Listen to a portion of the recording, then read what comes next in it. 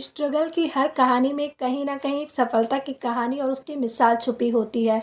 बिना हाथ पैर मारे ना तो सफलता मिलती और ना ही पहचान।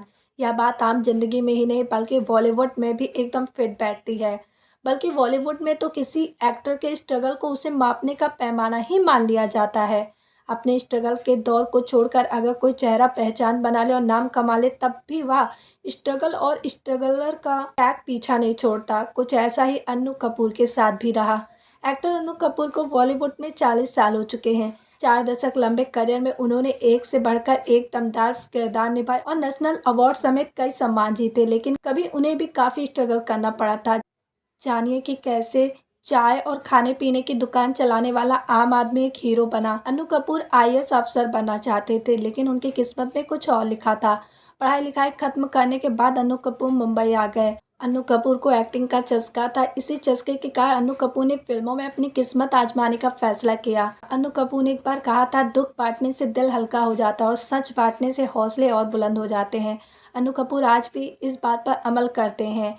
उनको बॉलीवुड में 40 साल हो चुके हैं और इतने लंबे समय में उन्होंने करियर से लेकर निजी ज़िंदगी में काफ़ी उतार चढ़ाव देखे। कोई सोच भी नहीं सकता कि जो अन्नू कपूर आज लोगों के दिलों पर राज करते हैं, उन्हें कभी छोटे-मोटे काम करके गुज़ारा करना पड़ता था। उनका करियर स्ट्रगल और मुश्किलों में हँसने का जज़्बा किसी प्रेरणा से कम नहीं है। पिता चलाते थे थिएटर कंपनी, माँ थी टीचर। भोपाल के इतवारा में जन्मे अन्नू कपूर के परिवार का फ़िल्मी दुनिया से डायरेक्ट कनेक्शन नहीं था। लेकिन कहीं न कहीं उनके पिता और माँ इंडस्ट्री से जुड़े थे। अन्नू कपूर के पिता एक पासी थिएटर कंपनी चलाते थे और शहरों में घूम-घूम कर नाटक करते थे। वहीं उनकी माँ एक टीचर और क्लासिकल सिंगर थी। वहीं दादा ब्रिटिश आर्मी में डॉक्टर थे, जबकि परदादा लाला गंगाराम कपूर एक क्रांतिकारी थे जिन्हें भारत की आज़ादी की लड़ाई के दौरान फांसी दे दी गई थी। 40 रुपए थी माँ की कमाई, एक प्ले ने बदली किस्मत। अन्नू कपूर के परिवार की आर्थिक स्थिति ज़्यादा अच्छी नहीं थी। इस वजह से अन्नू कपूर को स्कूल की पढ़ाई बीच में ही छोड़नी पड़ी। अन्नू कपूर की माँ को 40 रुपए सैलरी मिलती थी। इसमें घर का गुजारा संभव नहीं था। तब पिता के कहने पर अन्नू कपूर थिएटर कंपनी से जुड़ गए और बाद में उन्होंने national school of drama join कर लिया। यहाँ अन्नू कपूर ने एक प्ले किया, एक रुका हुआ फैसला, जिसने उनकी तकदीर बदल दी। इस प्ले में अन्नू कपूर ने 70 साल के एक बुजुर्ग का किरदार निभाया। अन्नू कपूर की एक्टिंग देख श्याम बेनेगल फिदा हो गए और उन्होंने एक्टर को फिल्म मंडी में साइन कर लिया, जो 1983 में आई थी। इस तरह अन्नू कपूर की फिल्मों में शुरुआत हुई, लेकिन मंडी से पहले वे 1979 में फिल्म काला पत्थर में नजर आए थे, पर इस फिल्म में उन्हें कोई क्रेडिट नहीं दिया गया था।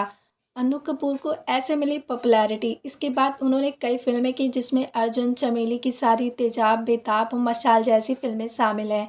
इन फिल्मों में अन्नू कपूर छोटे किरदारों में नजर आए पर गहरी छाप छोड़ गए। अन्नू कपूर की फिल्मों में तो एंट्री हो चुकी थी, लेकिन स्ट्रगल खत्म नहीं हुआ था। वह छोटे छोटे किरदार करके आगे बढ़ने लगे। पर किस्मत तब चमकी जब दूरदर्शन का शो अंताक्षरी किया। फिर उन्होंने एक और शो किया, विल स्मार्ट श्रीमती, जिसने अन्नू कपूर को और ख्याति दिलवाई। इसके बाद अन्नू कपूर ने फिर पीछे मुड़कर नहीं देखा और एक बार फिर वह बॉलीवुड में छाए हैं।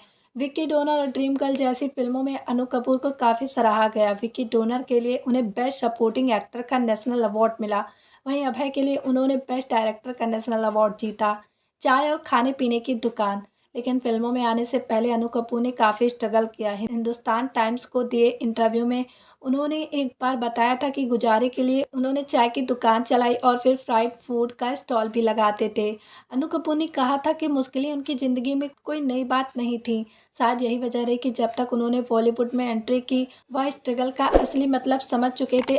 आज स्थिति ऐसी है कि अन्नू कपूर के साथ हर फिल्म मेकर काम करने को बेताब रहता है। उन्होंने कई वेब सीरीज भी की है।